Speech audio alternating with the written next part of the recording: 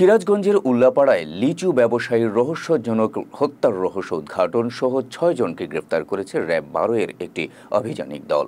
শুক্রবার সকালে এক প্রেস ব্রিফিংয়ের মাধ্যমে এ তথ্য নিশ্চিত করেন সিরাজগঞ্জ র্যাব ১২-এর অতিরিক্ত ডিআইজি মারুফ হোসেন। প্রেস ব্রিফিংয়ে জানানো হয়, বৃহস্পতিবার রাত ২টায় গোপন সংবাদের ভিত্তিতে র্যাব ১২-এর সদর কোম্পানির অভিযানিক দল সিরাজগঞ্জ জেলার বঙ্গবন্ধু সেতু পশ্চিম থানাধীন গোল চত্বর এলাকায় অভিযান পরিচালনা করে।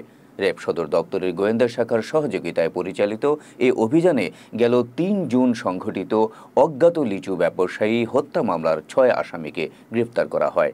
আটককৃত আসামিদের সিরাজগঞ্জ জেলার উল্লাপাড়া থানায় হস্তান্তর করা হয়েছে।